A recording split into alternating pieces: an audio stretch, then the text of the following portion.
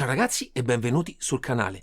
Siamo qui oggi per una puntata particolare perché vi farò fare un tour su quello che è il mio rig, su quella che è la mia postazione, anche perché ultimamente in giro ho visto anche altri youtuber che hanno fatto un giro e quelli che sono stati i cambiamenti nelle loro postazioni, e visto che il mio video risale a più di qualche anno fa e di cambiamenti ce ne sono stati più di qualcuno, ho pensato potesse essere interessante farvi conoscere le periferiche che utilizzo per giocare e divertirmi. Purtroppo ragazzi vi anticipo che la cifra che è scritta in copertina non è un clickbait, ma è purtroppo la mera realtà. E questo perché dico purtroppo? Perché in realtà prima di decidere di fare questo video, quando mi chiedevano anche amici, persone che non stanno in questo mondo, il valore della mia postazione, in realtà pensavo sinceramente a spanne che si aggirasse intorno ai 7.000, 8.000, che mi sembrava già una cifra molto importante. Ma quando mi sono messo a preparare questo video e quindi su carta mi sono fatto tutta la lista delle cose che ho, o quello che potrebbe essere una sorta di setup base essenziale, mi sono messo veramente paura. Ma come dico sempre, banda alle ciance, sigla!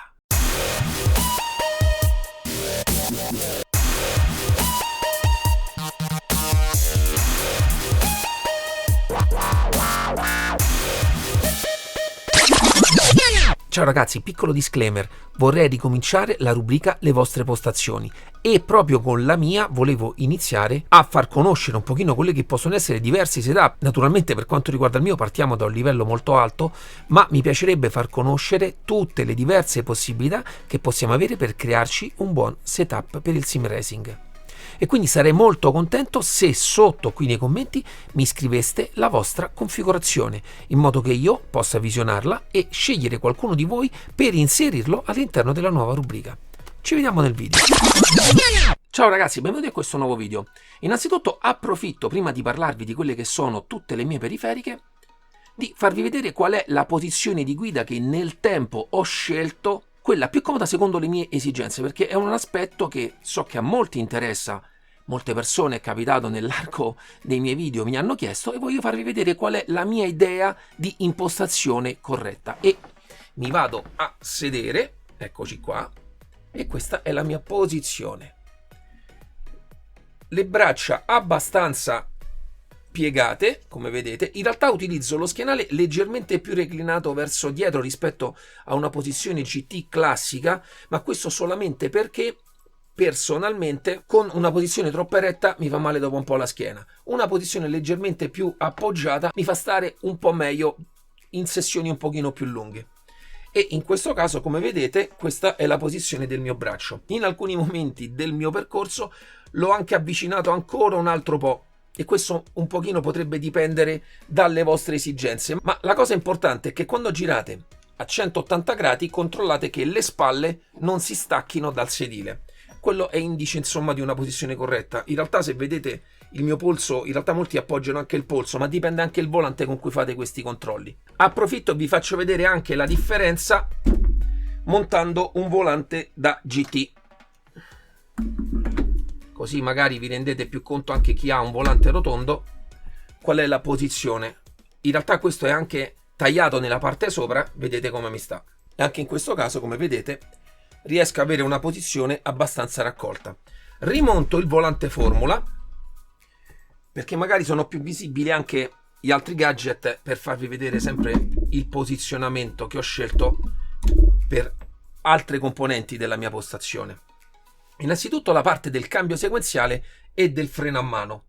In realtà ho una sbarra un po' obliqua rispetto al volante, perché vi faccio vedere anche in questo caso, vedete? È una posizione davvero molto comoda, anche per il freno a mano. Ce l'ho sempre molto a portata di mano e a mio avviso è quella la cosa, soprattutto quando si hanno tante periferiche, riuscirle a gestire nel modo più compatto possibile. E in questo caso il cambio ad H, molto molto comodo, vedete? Questa è la posizione del mio ginocchio e qui c'è il cambio. Quindi riesco a gestire un pochino tutte le periferiche, anche per le cambiate, nella maniera più comoda possibile, e vi assicuro che non è un aspetto semplice, soprattutto per chi ama questo genere di periferiche e non sa mai come gestirla all'interno della propria postazione. Ma iniziamo e arriviamo al clou del video. E ragazzi, vi dico, ogni tanto guarderò qui perché mi sono scritto una lista in modo che non mi scordo niente di quello che fa parte del mio setup. E inizierei con la postazione.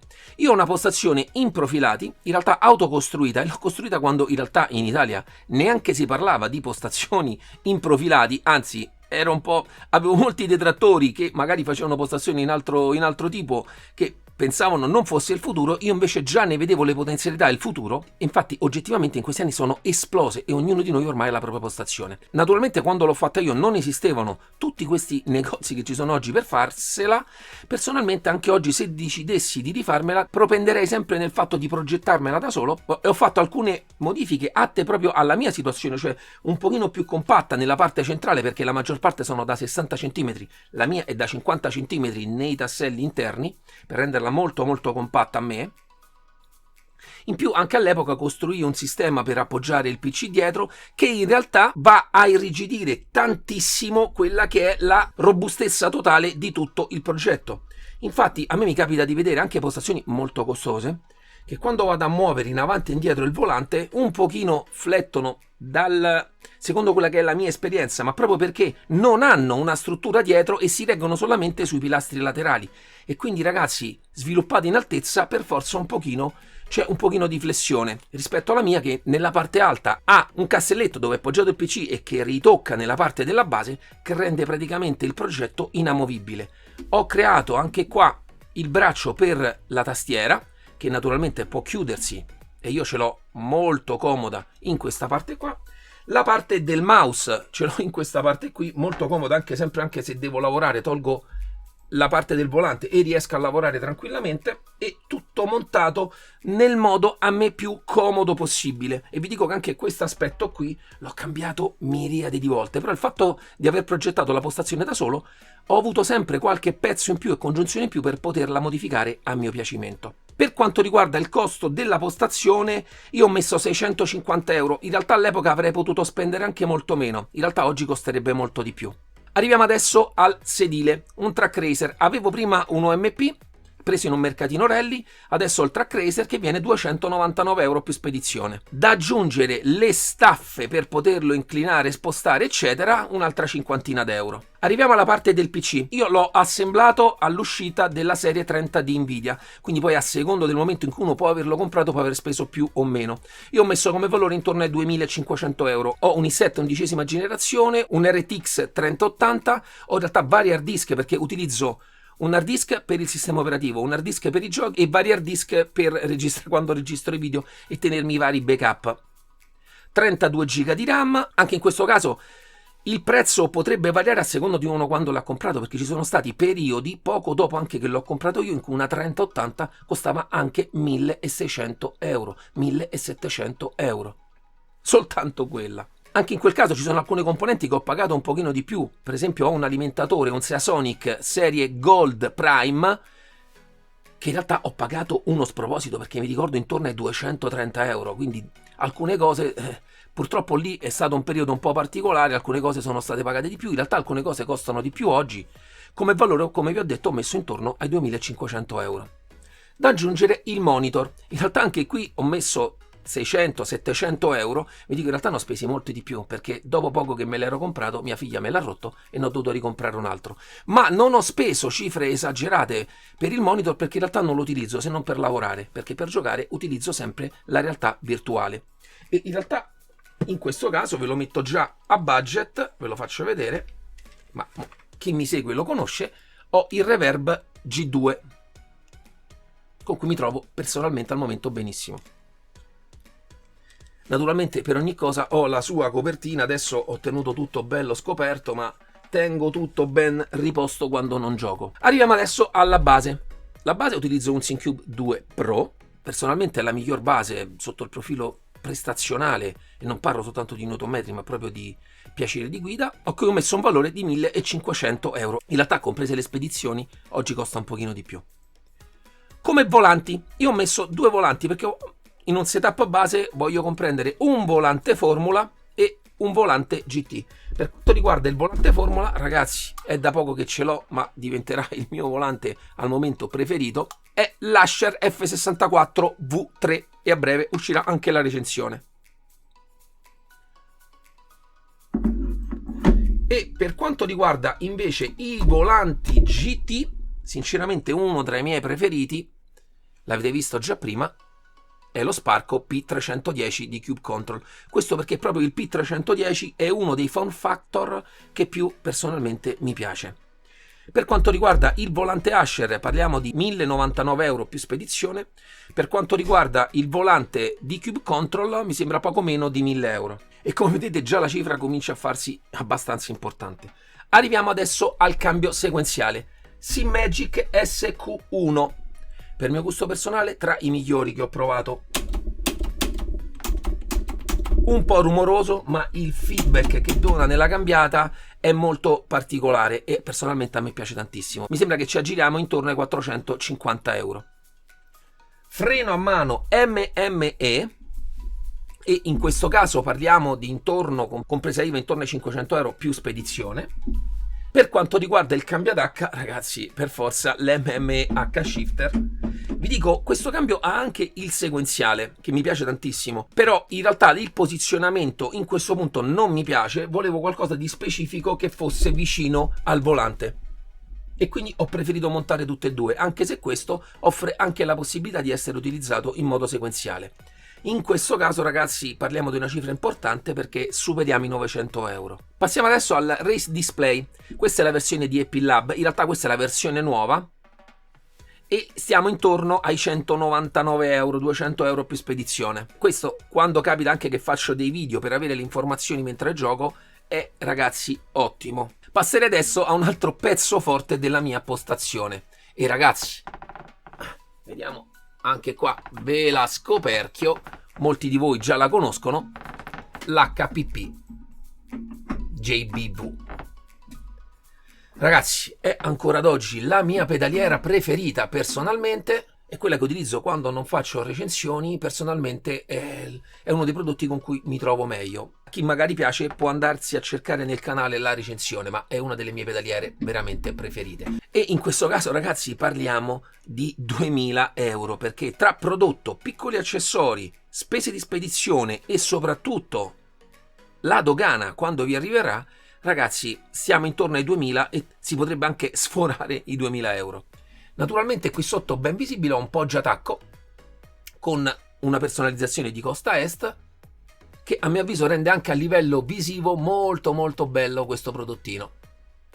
Arriviamo a un'altra spesa che nel tempo si è evoluta e esagerata in modo molto particolare, i butt kicker che stanno qui sotto. Prima avevo gli Advance, in realtà da solo quando ho fatto i video sulle vibrazioni mi sono autofumentato da solo.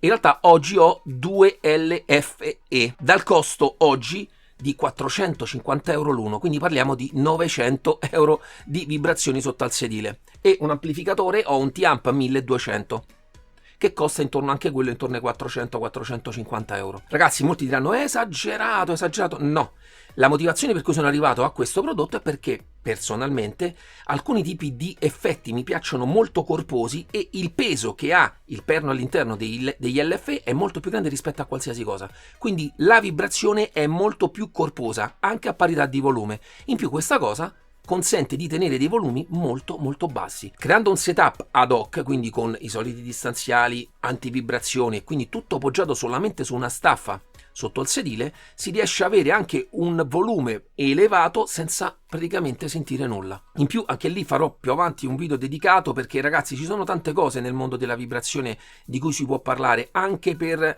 il tipo di effetti che si possono scegliere e non scegliere, perché mi piacerebbe parlarvene, non voglio entrare adesso nello specifico di questo discorso. Passiamo poi a un altro bel gadget che ho da un bel po', la tastiera. Io ho una Logitech K800, i miei amici si ricorderanno sempre perché all'epoca quando la cercavo e la volevo scegliere, la voglio illuminata.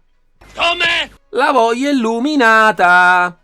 Come? E in più la volevo wireless. E questo secondo me è uno dei migliori prodotti. Ce l'ho da tantissimo tempo, mia figlia ha tentato di rompermela più volte, ma per fortuna ancora funziona benissimo. Mouse sempre Logitech, mi sembra anche questo intorno ai 50 euro, l'ho cambiato da pochissimo perché l'altro mi si era rotto. Entriamo adesso un pochino in quelli che sono dei gadget più di contorno, microfono Yeti, e anche qui è una cifra abbastanza importante secondo me per un microfono, stiamo intorno ai 160 euro. Poi ho due webcam, questa, che è la Logitech C922 Pro Streamer, mi sembra che si chiami così, io all'epoca la pagai 130 euro, mi sembra che adesso costi un pochino meno.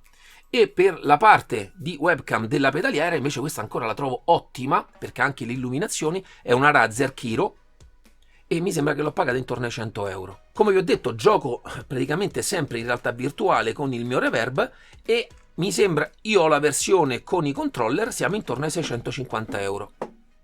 Per l'audio, quando utilizzo il monitor, ho un piccolissimo kit della Logitech, non ricordo adesso la sigla, pagato intorno ai 50 euro, un kit sub e 2 casse, niente di particolare, ma praticamente non lo uso quasi mai. Aggiungerei, per andare a chiudere il pacchetto, le scarpe Sparco, molto molto comode, ormai da quando ce l'ho non riesco a farne a meno. Ricordo di averle pagate intorno ai 90 euro compresa spedizione, perché non sono riuscito a trovare da nessuna parte il mio numero 45 e le trovai in un negozio in Francia. Poi ragazzi, sempre a livello vestiario non possono mancare i miei guantini. In realtà alla fine gioco sempre con i Frame, ma il modello 2020 se non ricordo male. Sono veramente un guanto, ragazzi, proprio per il loro essere molto leggeri d'estate, d'inverno, sono comodissimi. Io mi ci sono trovato e mi ci trovo ancora molto bene. In realtà da poco ho messo dei pannelli insonorizzanti qui dietro, ma non li ho messi neanche nel conto, però mi sembra che anche quelli là, tutti quelli che ho comprato, stiamo quasi intorno ai 100 euro. Il DVM mi sembra intorno ai 150 euro, non li ho messi neanche nel conto perché sennò credo che arriviamo a 15.000 euro. Strisce LED, quadretti, adesivi vari. Insomma ragazzi, è una passione abbastanza costosa. Il video non voleva essere un mostrarvi io ciò, perché in realtà una cosa che mi dà fastidio molto spesso è vedere 1000 volte postare postazioni eccetera eccetera, perché a mio avviso ognuno compra, si fa e sceglie il prodotto che è più congeniale a lui. Non esiste il prodotto migliore per tutti, perché sennò altrimenti tutti dovreste avere la mia postazione, ma non è possibile, ognuno ha i propri gusti ed è giusto che a mio avviso esista un mercato per tutti noi.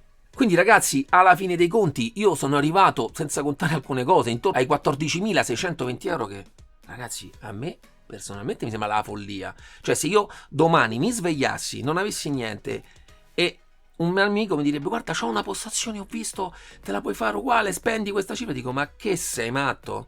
Questo perché in realtà la spesa è grande, è corposa, ma è venuta nell'arco del tempo, perché sinceramente penso che siano cifre folli, per quanto sia una passione ad oggi a me molto molto cara, da spendere per un gioco. Ma purtroppo io sono un amante del reale. In realtà prima di iniziare tutto il mondo della simulazione amavo le macchine reali. Ragazzi, io appena ho preso il foglio rosa, la prima macchina che mio padre mi regalò era una Super 5 Turbo. Poi ne ho avuto un'altra, poi ho avuto il 120 SX della Nissan, ho avuto le Lotus, ho avuto i BMW, ho avuto tutte le macchine del mondo, perché era quella la mia reale passione. Poi in realtà per cambiamenti di vita ho spostato il mio focus sulla simulazione e piano piano per mio piacere personale sono andato ad aumentare quelle che sono i componenti, perché fondamentalmente avere il componente migliore personalmente mi fa essere più veloce. Perché io non giocando tanto avere tutto perfetto, vedete, in cui controllo molto spesso la mia posizione, la ricambio per essere ancora più comodo,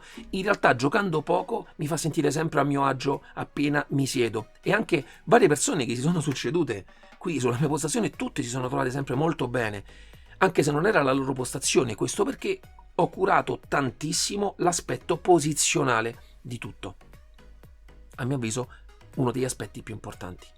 Ma questo perché purtroppo nel reale non ho più possibilità per la vita che conduco e quindi dovete un po' sopportare questo faccione nel mondo di YouTube Italia, ma spero che dall'altra parte della videocamera ci siano tanti appassionati come me e spero che molti di voi vivano anche questo hobby nello stesso modo in cui lo vivo, con la stessa passione con cui lo vedo io, in cui rispetto anche modi diversi di vedere la simulazione rispetto al mio. Io sono più propenso a cercare una simulazione non più reale, perché dire più reale è anche sbagliato, una simulazione che mi faccia sentire più a mio agio quando mi siedo. Altri magari cercano la pura e mera prestazione, a me interessa perché interessa vincere anche a me, ma al primo posto metto sempre come mi sento quando mi siedo.